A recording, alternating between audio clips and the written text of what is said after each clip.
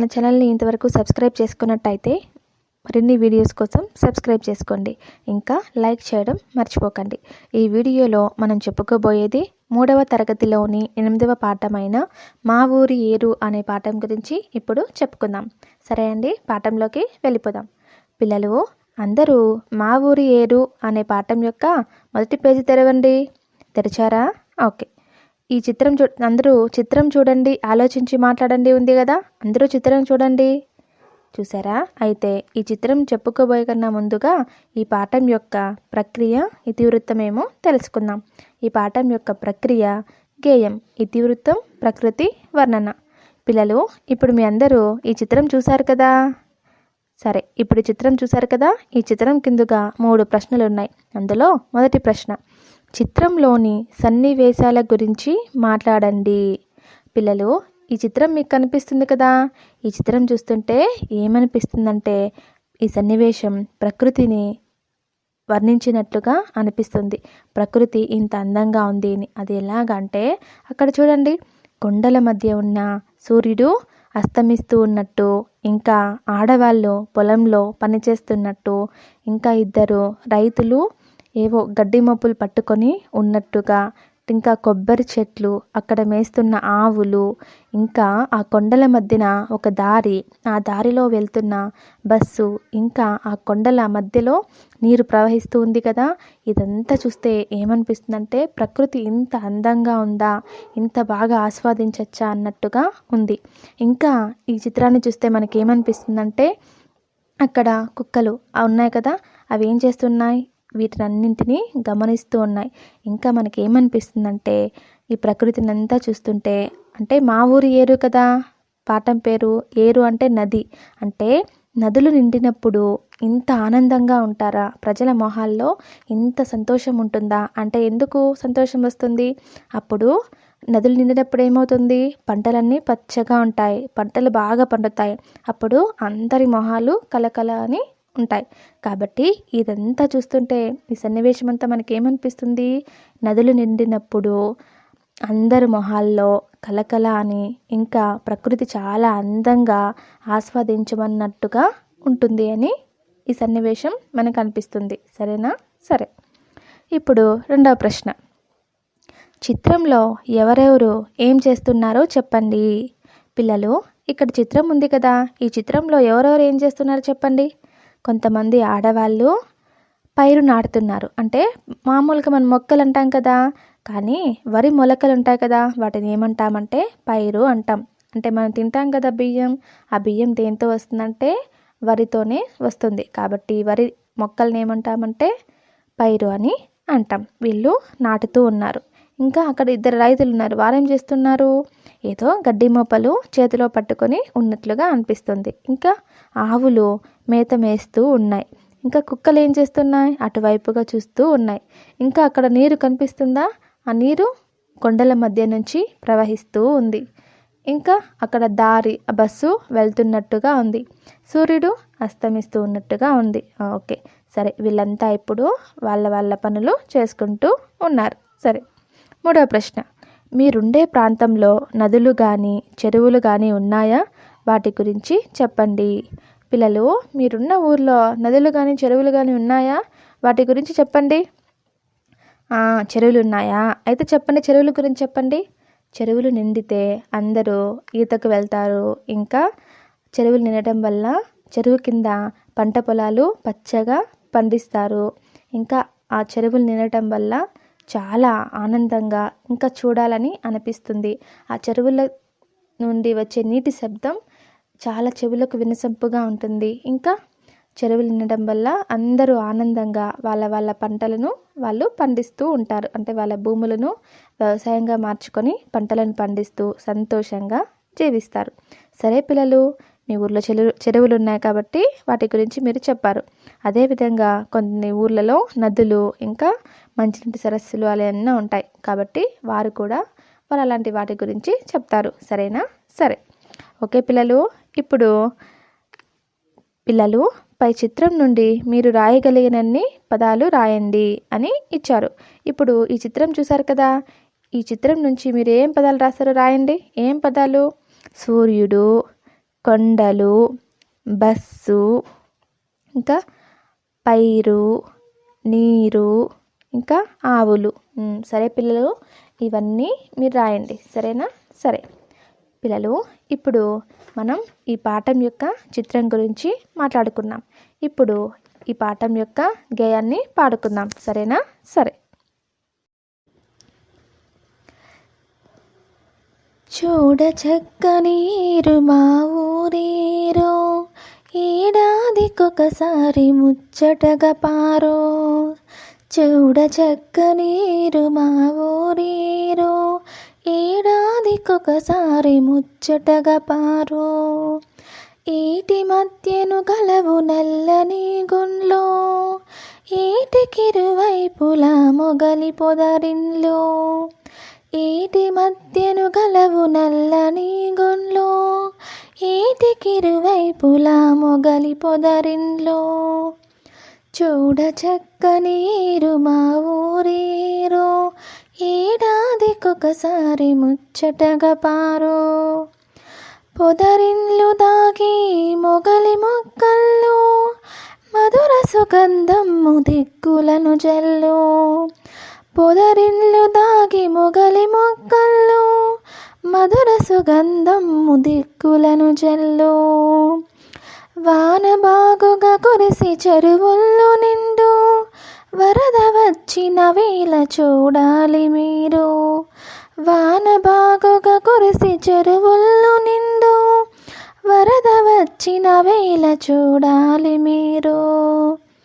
చూడ చక్కనీరు మా ఊరేరో, ఏడాదికొకసారి ముచ్చటగా పారో. ఉప్పొంగి మా ఏరు ప్రవహించుతోంది, ఉరవడితో మా ఏరు ప్రవహించుతోంది. ఉప్పొంగి మా ఏరు ప్రవహించుతోంది, ఉరవడితో మా ఏరు ప్రవహించుతోంది. హోరు హోరున రొదలు విను వీధి ముట్ట, హొయలుగా మా ఏరు ప్రవహించుతోంది. హోరు హోరున రొదలు విను వీధి మిట్ట, హొయలుగా మా ఏరు ప్రవహించుతోంది. చూడ చక్కనీరు మా ఊరేరో, ఏడాదికొకసారి ముచ్చటగా పారో. చూడవలనే గాని చెప్పంగలేమో, మూనాళ్ళ తిరునాళ్ళ మా ఏటి వరద. చూడవలనే గాని చెప్పంగలేమో, మూనాళ్ళ తిరునాళ్ళ మా ఏటి వరద. చూడ చక్కనీరు మా ఊరేరో, ఏడాదికొకసారి ముచ్చటగా పారో. ఆ పైన పొంగు ఏమౌను గాని, ఆశ్చర్యముగా ఏరు ఇంకిపోతుంది. ఆ పైన పొంగు ఏమౌను గాని, ఆశ్చర్యముగా ఏరు ఇంకిపోతుంది. చూడ చక్కనీరు మా ఊరేరో, ఏడాదికొకసారి ముచ్చటగా పారో. ఇంకిపోయిన నేమి మా ఏటిలోన, ఇసుక తిన్నెలు కనుల పండుగయుండు. ఇంకిపోయిన నేమి మా ఏటిలోన, ఇసుక తిన్నెలు కనుల పండుగయుండు. ఎవ్వరేమనుకున్న మాకేమి కొరత, మా ఏరే మాకొక్క ఉద్యానవనము. ఎవ్వరేమనుకున్న మాకేమి కొరత, మా ఏరే మాకొక్క ఉద్యానవనము. చూడ చక్కనీరు మా ఊరేరో, ఏడాదికొకసారి ముచ్చటగా పారో. చూడ చక్కనీరు మా ఊరేరో, ఏడాదికొకసారి ముచ్చటగా పారో. పిల్లలు, ఇప్పుడు గేయం పాడుకున్నాం కదా, ఇప్పుడు గేయ సారాంశమేమో తెలుసుకుందాం. మా ఊరి ఏరు చాలా అందంగా ఉంటుంది, అది ఏడాదికి ఒకసారే పారుతుంది. ఏటి మధ్యలో గుండ్రని నల్లని రాళ్ళు ఉన్నాయి. ఏటికి ఇరువైపులా మొగలి పొదలు ఉన్నాయి. ఆ పొదల మధ్యలో మొగలి పూలు మంచి వాసనను నలుదిక్కులా వెదజల్లుతుంటాయి. వానలు బాగా కురిసినప్పుడు చెరువులు నిండి వరదలు వస్తాయి. ఆ సమయంలో వేగంగా ఉప్పొంగి మా ఏరు ప్రవహిస్తుంది. హోరు హోరుమనే శబ్దంతో ఏరు ప్రవహిస్తుంటే ఆ అందం మాటలలో చెప్పలేము. ఏటి వరద మూడు నాళ్ల ముచ్చటై ఆ తరువాత ఏమవుతుందో గాని ఆశ్చర్యంగా మాయమైపోతుంది. నీరు ఇంకిపోయినా ఏటిలో ఉండే ఇసుక తిన్నెలు ఎంతో అందంగా కనిపిస్తాయి. మా ఊరి ఏరు మాకొక అందమైన పూల తోట అని ఈ సారాంశం చెప్తుంది. అంటే వాళ్ళ ఊర్లో ఉన్న నది చాలా అందంగా ఉంటుందని, అది నిండినప్పుడు మనసుకు చాలా ఆహ్లాదంగా ఉంటుందని చెప్తుంది. అంతే కదా పిల్లలు. ఇప్పుడు మన ఊర్లో కొన్ని వర్షాలు వచ్చాయనుకోండి, ఆ సంతోషం ఎంత బాగుంటుందో కదా. అలాగే ఇప్పుడు మనకేమనిపిస్తుంది ఈ పాట విన్న తర్వాత, సిటీల కన్నా టౌన్ల కన్నా పల్లెలో చాలా అందంగా ఉంటాయని, ఆ పల్లెల్లో ఉండే నదులు ఇంకా అందాన్ని ఇస్తాయని తెలుస్తుంది. సరే పిల్లలు, ఇప్పుడు ఈ గేయ సారాంశం కూడా తెలుసుకున్నాం. ఇప్పుడు ఈ గేయానికి సంబంధించిన అర్థాలు ఉన్నాయి, అవేమో చూసేద్దాం. ఏడాది అంటే సంవత్సరం, ముచ్చటగా అంటే చక్కగా, పారు అంటే ప్రవహించు, గుండ్లు అంటే గుండ్రని రాళ్ళు, పొదరిండ్లు అంటే దట్టమైన పొదలు, సుగంధము అంటే మంచి వాసన లేదా సువాసన అని, వరద అంటే ఎక్కువ నీటి ప్రవాహం, రొదలు అంటే శబ్దాలు, వినువీధి అంటే ఆకాశం, హొయలుగా అంటే వయ్యారంగా, తిరునాళ్ళు అంటే ఊరి పండుగ లేదా వేడుక అని, పొంగు అంటే ప్రవాహం పెరుగు అని, ఇంకిపోవటం అంటే కనిపించకుండా నీళ్ళలోకి వెళ్ళిపోవటం, ఇసుక తిన్నెలు ఇసుక మేటలు, కొరత అంటే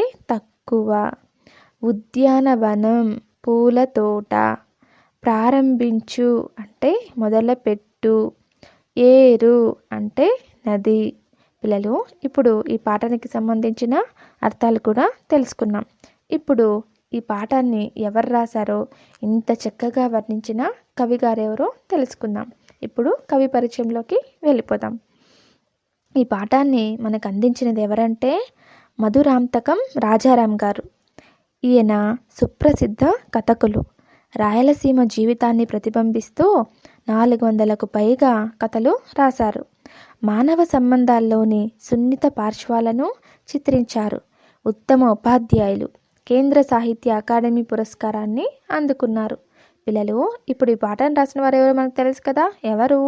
మధురాంతకం రాజారాం గారు మనకి ఈ పాఠాన్ని అందించారు. సరే, ఇప్పుడు ఈ పాఠము ఇంకా ఈ పాఠం యొక్క సారాంశము, అర్థాలు, కవి అందరి గురించి తెలుసుకున్నాం. ఇప్పుడు ఏం తెలుసుకుందామంటే ఈ పాఠానికి సంబంధించిన మరిన్ని అంశాలు వాటేమో తెలుసుకున్నాం. సరేనా? సరే, అందులో మొదటి అంశం అదేమంటే చదవటం, వ్యక్తపరచడం. అందులో ఆ అనే అంశం. కింది వాక్యాలకు సరిపోయే గేయ పంక్తులు గుర్తించి రాయండి. పిల్లలు, ఇక్కడ కొన్ని వాక్యాలు ఇచ్చారు. ఆ వాక్యాలకు సరిపోయేవి ఎక్కడుంటాయంటే మనం గేయం పాడుకున్నాం కదా, ఆ గేయంలో ఉంటాయి. వాటిని మనం ఇక్కడ రాయాలి. సరేనా? సరే, మొదటిది, ఇసుక తిన్నెలు కన్నుల పండుగగా ఉంటాయి. పిల్లలు, ఈ వాక్యానికి సరిపోయే గేయ పంక్తి ఏమై ఉంటుంది? ఇసుక తిన్నెలు కనుల పండుగయుండు. సరే, ఇప్పుడు రెండవది, తీయనైన పరిమళాలను దిక్కులకు చల్లుతాయి. పిల్లలు, ఈ వాక్యానికి సరిపోయే గేయ పంక్తి ఏముంది? మధుర సుగంధము దిక్కులను జల్లు. సరే, మూడవది, సంవత్సరానికి ఒకసారి అందంగా ప్రవహిస్తుంది. అంటే దీనికి సరిపోయే గేయ పంక్తి ఏమంటే ఏడాదికి ఒకసారి ముచ్చటగా పారు. సరే, నాలుగవది, ప్రవాహం 3 రోజుల పండుగలా ఉంటుంది. దీనికి సరిపోయిన గేయ పంక్తి ఏం పిల్లలు? 3 నాళ్ళ తిరునాళ్ళ మాయేటి వరద. సరే, ఇప్పుడు మనం వీటిని రాసేసాం. ఇప్పుడు మరొక అంశం అదేమంటే కింది పేరాను చదవండి, కింది ప్రశ్నలకు జవాబులు రాయండి. పిల్లలు, ఇప్పుడు మనం పేరాను చదువుదాం. సరేనా? సరే, తెలుగువారు కృష్ణవేణి అని, కృష్ణమ్మ అని, కృష్ణ అని ఆప్యాయంగా పిలిచే నది కృష్ణానది. ఇది పడమటి కనుమలలోని మహాబలేశ్వరం వద్ద పుట్టింది. అక్కడి నుండి కృష్ణమ్మ కొండలు, కోనలు దాటి శ్రీశైలం, నాగార్జున సాగర్, ప్రకాశం ఆనకట్టల ద్వారా పంటలతో సస్యశ్యామలం చేస్తుంది. దాదాపు 1400 కిలోమీటర్లు ప్రయాణం చేస్తుంది. చివరికి హంసల దీవి వద్ద 2 పాయలుగా చీలి బంగాళాఖాతంలో కలుస్తుంది. పిల్లలు, ఇప్పుడు ఈ పేరాను మనం చదివాం కదా. ఇప్పుడు ఈ పేరా కిందున్న ప్రశ్నలకు మనం ఈ పేరాను చూసి జవాబులు రాయాలి. రాసేద్దామా? సరే. మొదటి ప్రశ్న, కృష్ణానది ఎక్కడ పుట్టింది? పిల్లలు, కృష్ణానది ఎక్కడ పుట్టింది? పడమటి కనుమలలోని మహాబలేశ్వరం వద్ద పుట్టింది. సరే. రెండవ ప్రశ్న, కృష్ణమ్మను ఏ ఏ పేర్లతో పిలుస్తారు? పిల్లలు, కృష్ణమ్మను ఏ పేర్లతో పిలుస్తారు? కృష్ణవేణి, కృష్ణ. సరే. మూడవ ప్రశ్న, కృష్ణమ్మ ఎలా ప్రవహిస్తుంది? కృష్ణమ్మ కొండలు, కోనలు దాటి పంటలతో సస్యశ్యామలం చేస్తూ ప్రవహిస్తుంది. సరే. ఇప్పుడు నాలుగవది, పై పేరాకు శీర్షిక పెట్టండి. పిల్లలు, శీర్షిక అంటే ఏమంటే పేరు అని అర్థం. కాబట్టి ఈ పేరా మొత్తం మనం చదివాం కదా. ఈ పేరాకు ఏమని పేరు పెడితే బాగుంటుంది చెప్పండి? కృష్ణమ్మ అందాలు. చాలా బాగుంది, కృష్ణమ్మ అందాలు. సరే. ఇప్పుడు మరొక అంశం, అదేమంటే ఇప్పుడు మనం పేరా చదివాం కదా, అందులో దానికి సంబంధించినది. సరేనా? సరే. అభ్యాసంలో ఇచ్చిన పేరా ఆధారంగా కింది వాక్యాలు తప్పు ఒప్పులను గుర్తించండి. పిల్లలు, ఇప్పుడు మనం పేరా చదివాం కదా, ఈ పేరాలో తప్పొప్పులను గుర్తించాలి. సరేనా? సరే. మొదటిది, కృష్ణానది 1500 కిలోమీటర్లు ప్రయాణిస్తుంది. పిల్లలు, కృష్ణానది 1500 కిలోమీటర్లు ప్రయాణిస్తుందా? కాదు. ఇంకెన్ని? 1400. కాబట్టి ఇది తప్పు, కాబట్టి తప్పు అని పెట్టండి. సరేనా? సరే. రెండవది, కృష్ణానది పడమటి కనుమలలో పుట్టింది. అంతే కదా పిల్లలు, కృష్ణానది పడమటి కనుమలనే కదా పుట్టిండేది, కాబట్టి ఒప్పు. మూడవది, నాగార్జున సాగర్ ఆనకట్ట కృష్ణానదిపై ఉంది. అవును కదా పిల్లలు, నాగార్జున సాగర్ ఆనకట్ట కృష్ణానదిపైనే కదా ఉంది, కాబట్టి ఒప్పు. నాలుగవది, కృష్ణమ్మ బంగాళాఖాతంలో కలుస్తుంది. అవును, ఇది కరెక్ట్, కాబట్టి టిక్కు కొట్టండి. సరే. నెక్స్ట్, కింది పదాలను చదవండి. ఆ అభ్యాసంలో ఇచ్చిన పేరాలో గుర్తించండి. వాటితో సొంత వాక్యాలు రాయండి. పిల్లలు, ఇక్కడ ఈ మనం పేరా చదివాం కదా, ఇచ్చిన పేరాలో గుర్తించాలి అంటే ఈ పదాలని, ఇంకా వాటితో సొంత వాక్యాలు రాయాలి. రాసేద్దామా? సరే. ఉదాహరణగా మరొకటి ఇచ్చారు, అదేమంటే సస్యశ్యామలం. కాబట్టి ఇదేమో వాళ్ళు ఏమిచ్చారంటే మా ఊరు పాడి పంటలతో సస్యశ్యామలంగా ఉంటుంది అని ఇచ్చారు. ఇప్పుడు మొదటిది, ఆప్యాయంగా. ఆప్యాయంగా అంటే అర్థం, దీనికి సంబంధించి మనం సొంత వాక్యం రాసేద్దాం. సరేనా? చిన్న పిల్లలను ఆప్యాయంగా దగ్గరకు తీసుకెళ్ళాలి. సరేనా? ఏం చెప్పండి? చిన్న పిల్లలను ఆప్యాయంగా దగ్గరకు తీసుకెళ్ళాలి. సరే. రెండవది, ప్రయాణం. దీనికి మనం సొంత వాక్యం రాద్దాం. రైలు ప్రయాణం చాలా సరదాగా ఉంటుంది. మూడవది, పుట్టింది అనేదానికి సొంత వాక్యం రాసేద్దాం. కృష్ణానది మహాబలేశ్వరం వద్ద పుట్టింది. సరే. ఇప్పుడు నాలుగవది, పాయలు. పాయలు అంటే ఇప్పుడు దీనికి సొంత వాక్యం రాద్దాం. మా ఊరిలో నది 2 పాయలుగా చీలింది. సరే. ఇప్పుడు మనం వీరికి సంబంధించిన సొంత వాక్యాలు కూడా రాసేసాం. సరేనా? ఇప్పుడు మరొక అంశం, అదేమంటే పదజాలం. ఇందులో ఆ అనేది. సరేనా? పాఠంలో నల్లని గుండ్లు, పొదరిండ్లు లాంటి ప్రాస పదాలు ఉన్నాయి కదా, అలాంటి పదాలను కొన్ని రాయండి అని ఇచ్చారు. ఉదాహరణగా ఏమిచ్చారంటే కట్టుకుంది, ఆడుకుంది అనేటివి పలకడానికి ఒకేలాగా ఉన్నాయి, కానీ ఈ రెండు అర్థాలు వేరు. వీటిని ఏమంటామంటే ప్రాస పదాలు అని అంటాం. ఇప్పుడు మనం మరొకటి రాద్దాం. అదేమంటే మొగ్గళ్ళు, చెరువుళ్ళు. పిల్లలు పలికేటప్పుడు ఒకేలాగా ఉన్నాయి, కానీ అర్థాలు వేరు. వీటిని ఏమంటాం? ప్రాస పదాలు అని అంటాం. ఏం చెప్పండి? మొగ్గళ్ళు, చెరువుళ్ళు. సరే, ఇప్పుడు ఇంకొకటి రాద్దాం. హోరు, ఏరు. చెప్పండి, హోరు, ఏరు. ఇప్పుడు ఇలాంటివి ప్రాస పదాలు. ఇలాంటివే మీరు పాఠంలో కొన్ని వెతికి రాయండి, సరేనా? సరే, ఇప్పుడు మరొక అంశం. కింద గీత గీసిన పదాలకు సమాన అర్థాలు గల పదాలతో వాక్యాలు తిరిగి రాయండి. పిల్లలు ఇక్కడ గీత గీశారు కదా ఒక పదానికి, ఆ గీత గీసిన పదాలకు సమాన అర్థాలు గల పదాలతో వాక్యాలు తిరిగి రాయాలి, సరేనా? అంటే గీత గీసిన దానికి మాత్రం మనం అర్థం తెలుసుకొని, అంటే అర్థం రాసి ఇంకా మిగతా వాక్యం అంతా అలాగే రాసేయాలి, సరేనా?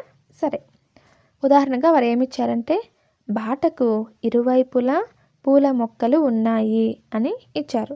ఇక్కడ ఇరువైపులా అనే పదానికి గీత గీచారు. ఇరువైపులా అంటే అర్థం ఏమి? రెండు వైపులా. కాబట్టి బాటకు ఇరువైపులా అంటే బాటకు రెండు వైపులా పూల మొక్కలు ఉన్నాయి. సరే, ఇప్పుడు రెండవది. మా గ్రామంలో ఏడాదికి ఒకసారి జాతర జరుగుతుంది. ఈ వాక్యంలో ఏడాదికి అని గీతకిచ్చారు. ఇప్పుడు ఏడాదికి అంటే అర్థం ఏమొస్తుంది? సంవత్సరానికి. కాబట్టి సంవత్సరానికి అని మనం అర్థం రాసి మిగతా వాక్యం అంతా అలాగే రాయాలి. ఏమని రాయాలి? మా గ్రామంలో సంవత్సరానికి ఒకసారి జాతర జరుగుతుంది. సరే, ఇప్పుడు మూడవది. గాలిపటం వినువీధిలో ఎగురుతుంది. ఇక్కడ వినువీధిలో అనే పదానికి గీత గీచారు. ఇప్పుడు వినువీధిలో అనే పదానికి అర్థం ఏమొస్తుంది? ఆకాశంలో. కాబట్టి ఏం రాయాలంటే గాలిపటం ఆకాశంలో ఎగురుతుంది అని రాయాలి. కాబట్టి ఇది కూడా మనం రాసేసాం. ఇప్పుడు మరొక అంశం, అదేమంటే భాషాంశాలు. పిల్లలు ఇక్కడ చూడండి, కింది సంభాషణ చదవండి. ఇక్కడ పులి స్టాప్, కామా, ఆశ్చర్యార్థక గుర్తు ఇంకా క్వశ్చన్ మార్క్ గుర్తులను సరైన చోట ఉంచండి అని ఇచ్చారు. ఇప్పుడు మనం ఏం చేయాలంటే ఈ సంభాషణ అంతా చదవాలి. ఈ సంభాషణ చదివిన తర్వాత ఎక్కడ పులి స్టాప్, ఎక్కడ కామా, ఎక్కడ ఆశ్చర్యార్థక గుర్తు ఇంకా ఎక్కడ క్వశ్చన్ మార్క్ వస్తుంది అనేది మనం ఇక్కడ రాయాలి, సరేనా? మనం పెట్టాలి గుర్తు, సరేనా? ఓకే, రాసేద్దాం. చిటుకు, ఏమో లటుకు, నేను నా మిత్రుడు బుడుగు విశాఖపట్నం వస్తాం. దేని మీద వస్తామో తెలుసా? ఇక్కడ పిల్లలు ఎక్కడ కామా పెట్టాలంటే ఏమో లటుకు, నేను అన్న దగ్గర కామా పెట్టండి. నెక్స్ట్ ఏమోయ్ ఉంది కదా, అక్కడ ఆశ్చర్యార్థక గుర్తు పెట్టండి, సరేనా? ఇంకా నా మిత్రుడు బుడుగు విశాఖపట్నం వస్తాం, దేని మీద వస్తామో తెలుసా అంటే ఈ వాక్యంలో ఏమోయ్ పక్కన ఆశ్చర్యార్థక గుర్తు, నేను పక్కన కామ పెట్టారా? సరే, ఇప్పుడు లటుకు చెప్తున్నారు బస్సు మీద అంటే బస్సు మీద అని అడుగుతున్నారు కాబట్టి క్వశ్చన్ మార్క్. నెక్స్ట్ చిటుకు కాదు కాబట్టి అక్కడ ఒక పులి స్టాప్. మళ్ళీ లటుకు కారు మీద అని అడుగుతున్నారు అంటే క్వశ్చన్ మార్క్, దేని మీద వస్తున్నావు అని కాబట్టి క్వశ్చన్ మార్క్. నెక్స్ట్ చిటుకు కాదు, లటుకు మళ్ళీ రైలు మీద అని అడుగుతున్నారు కాబట్టి అక్కడ కూడా ఒక క్వశ్చన్ మార్క్. నెక్స్ట్ చిటుకు కాదోయ్ అని ఆశ్చర్యంగా అంటున్నారు కాబట్టి అక్కడ ఆశ్చర్యార్థక గుర్తు. నెక్స్ట్ లటుకు మరి విమానం మీద అని క్వశ్చన్ అంటే ప్రశ్నించే విధంగా అడుగుతున్నారు కదా కాబట్టి అక్కడ క్వశ్చన్ మార్క్. చిటుకు అబ్బే అని ఆశ్చర్యంగా అంటున్నారు కదా కాబట్టి అక్కడ ఆశ్చర్యార్థక గుర్తు. లటుకు మరి పడవ మీద అని అక్కడ ఏం పెడతారు? Question mark. చిటుకు కాదు బాబు అక్కడ కాదు బాబు అలా ఆశ్చర్యంగా అంటున్నారు కదా, అక్కడ ఆశ్చర్యార్థక గుర్తు. నెక్స్ట్ లటుకు, అయితే నీ మొహం, మరి దేని మీద రాదల్చారు? అయితే నీ మొహం, కాబట్టి మీ మొహం ఉంది కదా, ఆశ్చర్యంగా నీ మొహం, అక్కడ ఆశ్చర్యార్థక గుర్తు. మరి దేని మీద రాదల్చారు? దేని మీద అని అడుగుతున్నారు కాబట్టి అక్కడ క్వశ్చన్ మార్క్. చిటుకు, దేని మీదనా? మేము రోడ్డు మీద వస్తాము అంటున్నారు కాబట్టి అక్కడ పులి స్టాప్. లటుకు, ఓహో అలాగా అంటున్నారు కాబట్టి ఆశ్చర్యంగా అడుగుతున్నారు కదా, కాబట్టి అక్కడ ఆశ్చర్యార్థక గుర్తు. పిల్లలు, ఇప్పుడు ఈ సంభాషణ అంతా మనం చదివేసాం, ఎక్కడెక్కడ ఏం గుర్తులు రావాలో పెట్టేసాం, సరేనా? ఓకే, మీ అందరికీ ఇప్పుడు అర్థమైనట్టే కదా పిల్లలు ఈ పాఠం. కాబట్టి అందరికీ అర్థమైనట్టయితే మన ఛానల్ని లైక్ చేయండి, ఇంకా సబ్స్క్రైబ్ చేయడం మర్చిపోకండి. Thank you.